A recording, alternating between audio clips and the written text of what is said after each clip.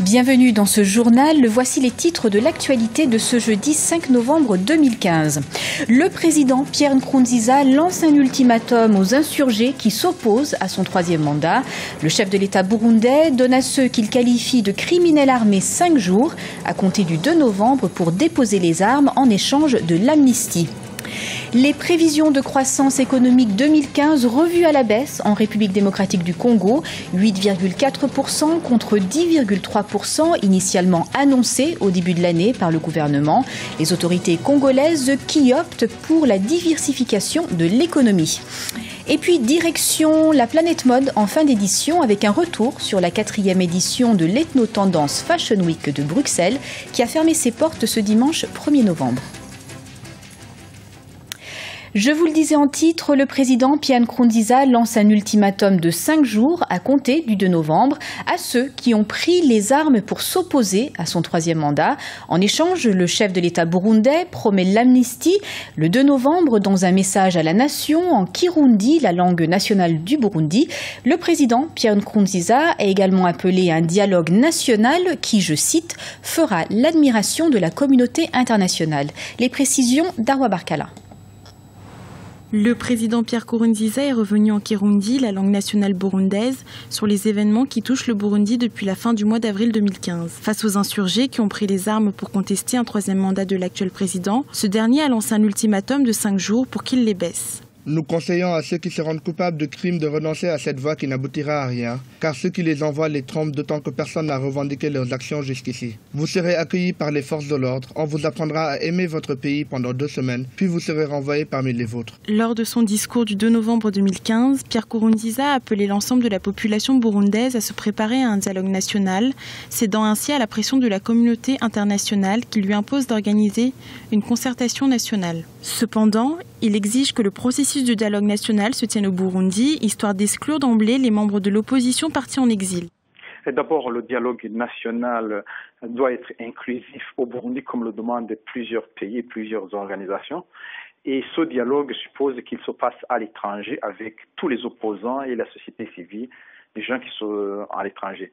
Donc, le problème des rebelles qui déposent les armes ou pas ne peut pas influencer le dialogue parce que on sait bien que même quand le CNDD-FDD a négocié, ils n'avaient pas encore déposé les armes. Le 2 novembre 2015, le président Pierre Nkurunziza a rappelé aux insurgés que son appel à rendre les armes était le dernier effort du gouvernement dans leur intérêt.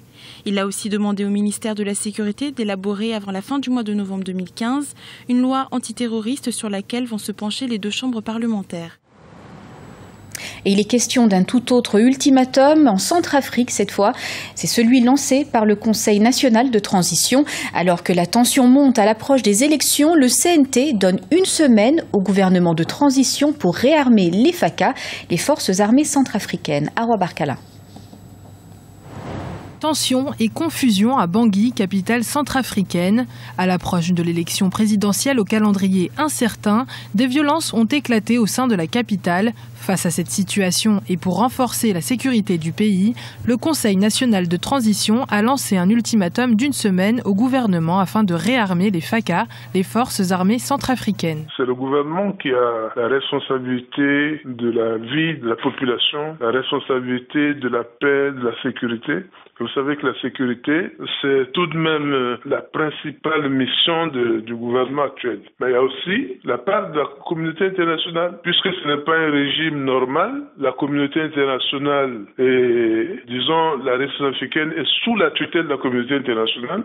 Donc, il y a à la fois la responsabilité du gouvernement et la responsabilité de la communauté internationale. La communauté internationale, qui a déjà été interpellée par plusieurs acteurs de la vie politique centrafricaine, semble impuissante face au regain de violence au sein de la capitale. De son côté, la présidente de la transition, Catherine Samba-Panza, critique la MINUSCA pour son manque de coordination et d'efficacité dans sa mission. Vous savez, le CNT exprime l'opinion de la population, selon laquelle les forces internationales ne la protègent pas suffisamment ou presque pas. Et même les candidats à la présidence devraient se réunir très rapidement pour proposer des solutions à la communauté internationale face à la crise que le pays vit et au lieu de penser d'abord aux élections. Si certains candidats à la présidentielle réclament une troisième période de transition, le CNT ne peut voter une mention de censure contre les autorités actuelles. Le ministre de la Défense sera d'ailleurs convoqué ce mercredi 4 novembre afin de répondre aux questions des parlementaires. Les autorités congolaises revoient à la baisse leurs prévisions de croissance. La République démocratique du Congo, dont la croissance économique s'établit à 9% pour l'année 2016, une situation consécutive au ralentissement de l'activité économique à l'échelle mondiale, marquée pour ce pays par la chute du cours des matières premières. Arwa Barkala. La République démocratique du Congo à l'épreuve du ralentissement économique mondial pour l'année 2016. Les autorités congolaises ont revu à la baisse leur prévision de croissance. Elle sera finalement de 8,4% en 2015, en cause la chute du prix du cuivre.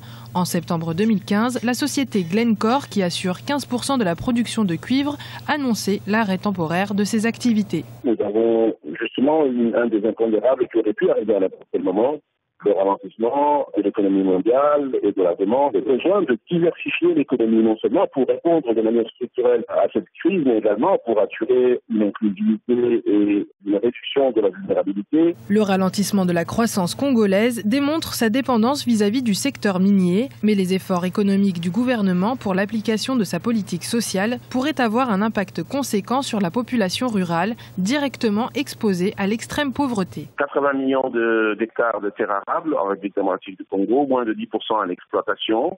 Et l'exploitation agricole au Congo est essentiellement une exploitation de subsistance. Il y a une initiative du gouvernement qui fait un parc agro-industriel. C'est un modèle à perfectionner, à multiplier en République démocratique du Congo. Mais il faut aussi savoir que 80% de notre population vit en milieu rural.